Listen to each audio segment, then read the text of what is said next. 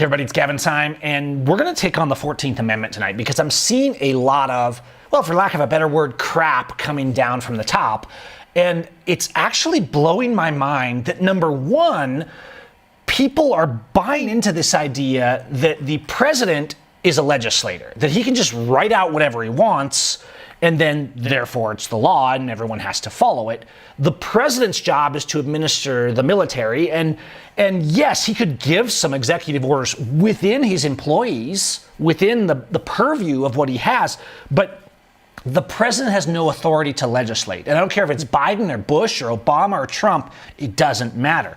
Now, it's also important, so the president is coming in and making these new laws that aren't laws. They're completely void, and they're also utterly ridiculous on their legal standing in every possible way, which I'm going to prove today, because to deal with this 14th Amendment thing and the fact that we're using it for all these illegal deportations and everything, I went back to the guy that wrote and introduced the 14th Amendment to Congress in the 1800s. We're going to come back to that.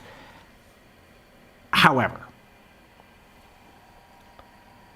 let's just look, right? We see all these people now defending. First, Trump makes this executive order saying, oh, the 14th Amendment has never been interpreted to extend citizenship universally. Really, Donald? Let's have a look at that. And then he's going on. The privilege of United States citizenship does not automatically extend to persons born in the United States when that person's mother was unlawfully present. When the 14th Amendment was written, there was no such thing as being unlawfully present in the United States. There were no immigration laws because immigration laws were unconstitutional, and those guys actually still gave a rip about that, as we're going to see in a minute. The idea that the federal government could just legislate everything, the Congress, much less the president, could just legislate all these things because of these hyped up numbers and fear mongering. I actually just watched a video from kind of this patriot community influencer called the Patriot Nurse.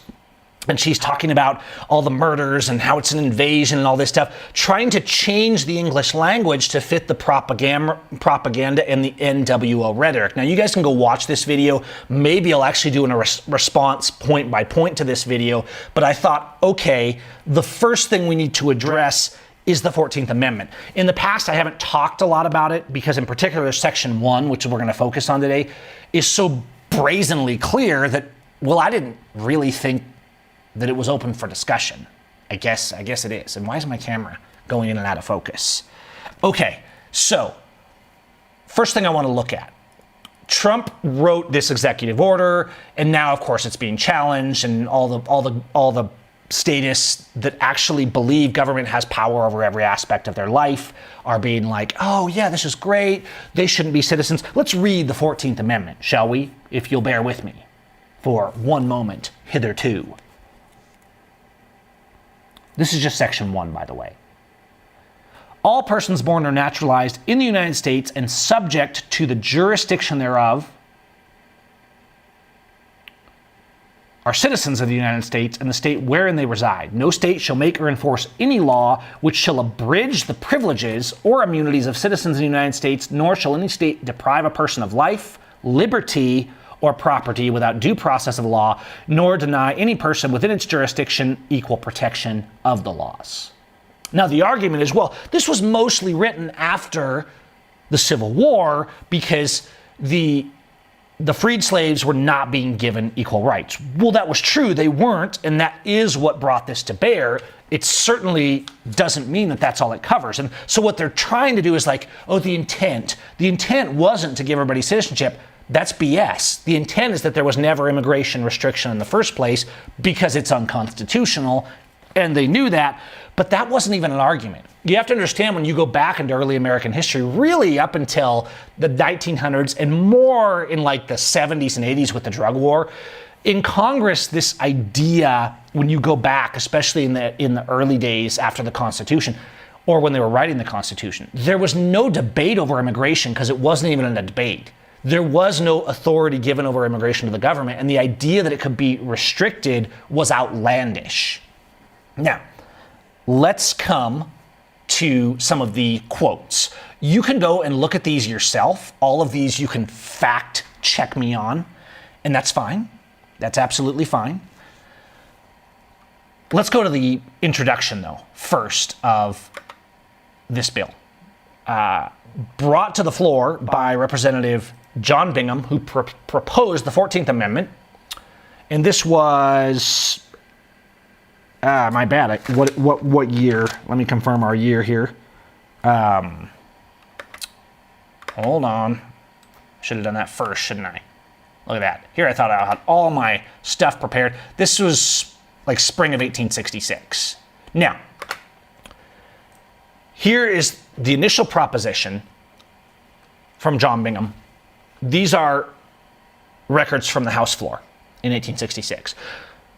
And he's saying, the Congress shall have power to make all laws necessary and proper to secure the citizens of each state all privileges and immunities of the citizens in the several states, and to all persons. Notice how he didn't stop at citizens, because statists will always try and use the citizens things to mean that they have more rights. Of citizens and to all persons in the several states, the equal protection of life, liberty, and property. How do you have the equal protection of life, liberty, and property when they're kicking in your door when you've hurt no one and committed no crime, tearing your kids out of your arms, destroying your family and your life, and sending you to a foreign country, a country that maybe you were born in, but you haven't been there in maybe 30 years because you've been working, trying to live the American dream. Okay? Let's go now to a couple of these other quotes as well. Here's another one from John Bingham as they were debating this, May 10th, 1866. The necessity for the First Amendment of this amendment to the Constitution, Mr. Speaker, is one of the lessons we've been taught to your committee and taught to all the people of this country by the history of the past 4 years of terrific conflict. We're talking about the Civil War here. It's 1866. That history, which in God is, and in which he teaches the profoundest lessons to men and nations. There was a want hitherto, and there remains a want now in the Constitution of our country, which the proposed amendment will supply. What is that? It is that the power in the people, in the whole people of the United States, not the citizens, by the way, by express authority of the Constitution to do that by congressional enactment, which hitherto they have not had the power to do. Why have they not had the power to do that? Because Congress can't just make up a new law. It has to be in this Constitution. The president, even less, with an executive order. And have never even attempted to do. That is, to protect by national law the privileges and immunities of all the citizens of the Republic and the inborn rights, you were born with them because you were born here, of every person within its jurisdiction, whenever the same shall be abridged or denied by the unconstitutional acts of any state. This amendment takes from no state any right that pertained to it. Notice how important this is in these discussions at this time. No state ever had the right, under the forms of law or otherwise, to deny any freeman the equal protection of the laws or to abridge the privileges or immunities of any citizen of the Republic, although many of them have assumed and exercised the power, and that without remedy. And as John Bingham is saying, this is the remedy, because despite the 13th Amendment, it's not working and people aren't getting their rights. Here is a quote. I don't want to get too long-winded on these old Englishy congressional floor debates. Okay, I know it can be a little tedious. However, I do want to make sure that we're understanding that the intent of the 14th Amendment was absolutely that anyone born here was a citizen.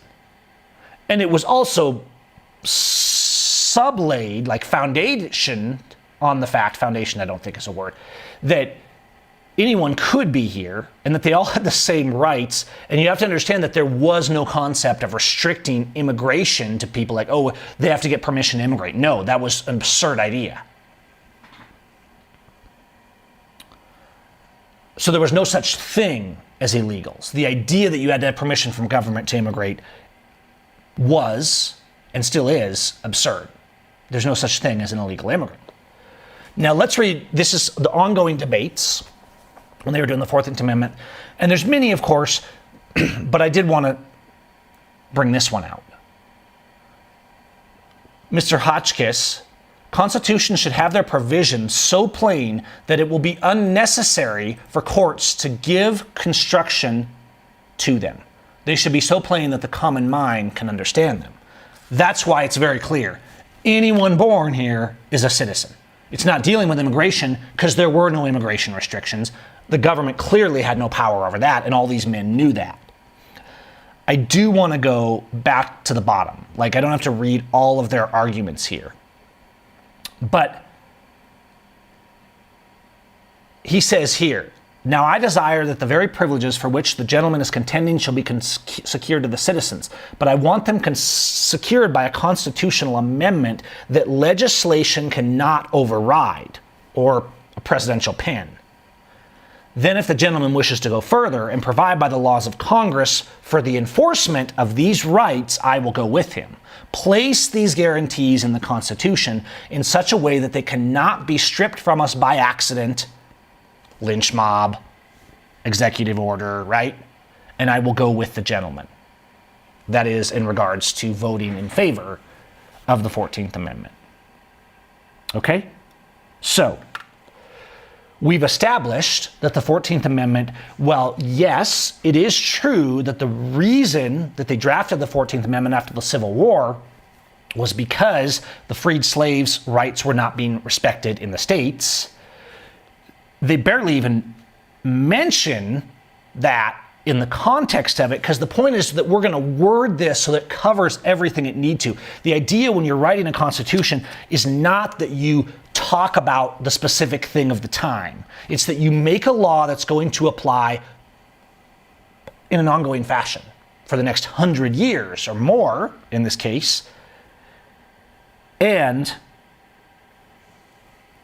that is very clear and firm and can be understood by everybody. So number one, in closing this, anyone who tells you that the 14th Amendment only applies to people that are, quote, under the jurisdiction and they're not under the jurisdiction if they're here illegally, that's nonsense. It has nothing to do with the context of it.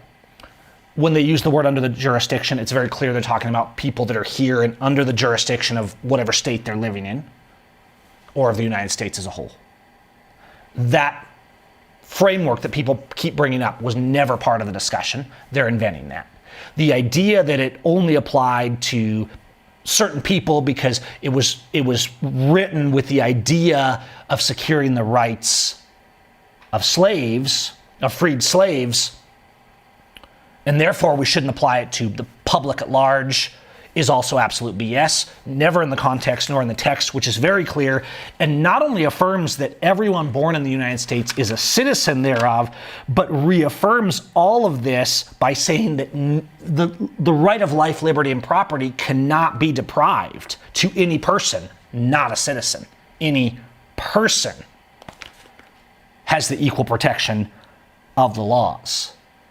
And finally, and ultimately, this idea, this fascist idea that the government has control over who immigrates that doesn't exist in the Constitution. That, oh, the law is the law, you have to follow the law. They're criminals because they didn't follow the law. The laws are completely illegal because the laws are not based on constitutional authority. Okay, so that's really important to understand that, like, this concept. And this was made very clear by Adams, by Jefferson, like all the founding fathers were very clear on this.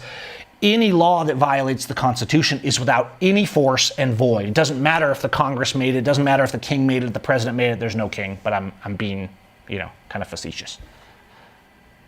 It's all crap. It's all a lie. The 14th Amendment says what it says. It's very clear.